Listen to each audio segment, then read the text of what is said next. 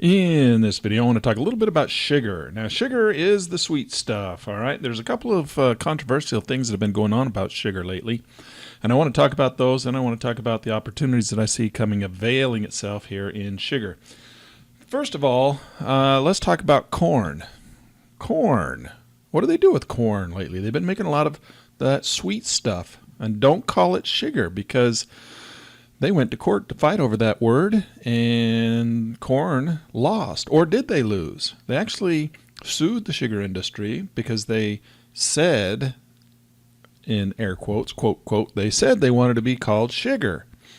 And so because high fructose corn syrup really never has been defined as sugar, they wanted a definition. Is this sugar? And they sued the sugar industry to be called sugar because they wanted high fructose corn syrup to be called sugar. And reality, I don't think they really did. I think they wanted to lose that fight.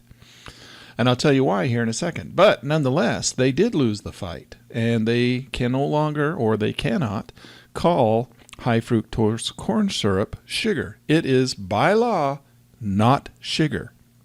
All right, so now when you go to the store and you pull out items and they say sugar free, you look at the back and they have high fructose corn syrup in them, which is actually worse for you than straight up cane sugar or beet sugar. All right, so there is that going on right now, so you have to be very careful. Not that this is a health food channel, but high fructose corn syrup is now, by legal definition, not sugar, and therefore they can put on their labels sugar-free if it has high fructose corn syrup in it. So there we go. Now, the next thing I want to look at is we want to look at the actual real product. Let's look at sugar. This is the true sweet stuff in here that we all love and adore. And as you can see, it's coming down, looking like it's coming down into ultimate lows. Look at this. Last time it was even anywhere close was clear back here in 2018, September 2018. We were down in this region, and we've surpassed that. Let's go back and look at the weekly chart and see where it's been before that. This is the September 2018. This is the numbers we were just looking at. But look at this. Holy cow, all the way back in here. How far back do we have to go before prices were this low before? Clear back to 2015.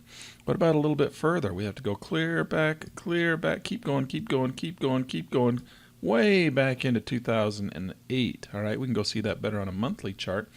But you can see that the price of sugar is really quite low down in here. It's not at the ultimate lows. I mean, it's been lower. It's been clear back here and in some really nasty positions before.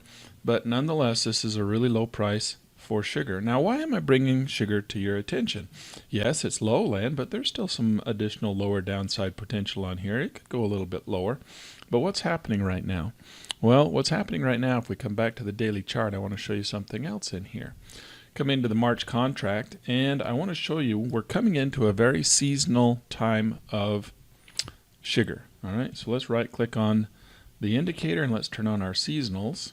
And if we look at our seasonals, look what's coming up here. We're getting a nice big rally coming in right here in the seasonals. Now, why do you suppose starting right around this time of the year, September, mid-September, do we get a big rally in sugar?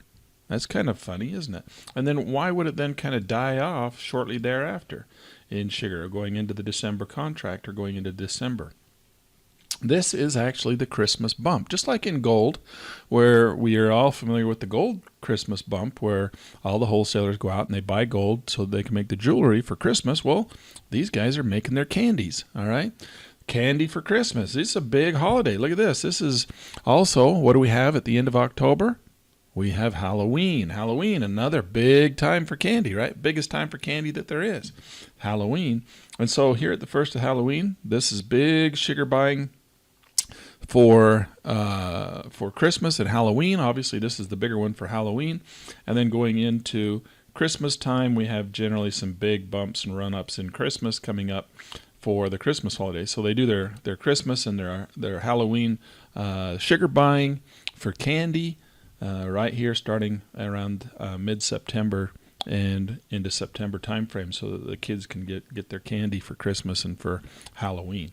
And not just kids, right? Not just kids like candy. So that is what we're looking at. We are having a really rough time with sugar right now. Sugar is down quite significantly. You can see from a technical standpoint, we've had multiple down waves. We've definitely got our 3-drive pattern in here. There's drive 1.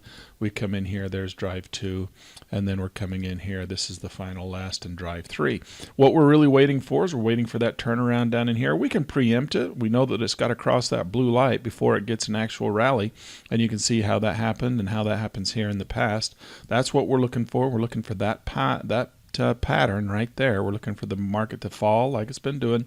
We're looking for it to retrace and turn and rally up, break those blue lights, and continue the rally up. Now, if you're trying to, pick the bottoms, which is kind of a tough thing to do, you'd be starting to look right in here saying, hey, I'm getting ready to go long. Maybe I'm going to buy me a call option.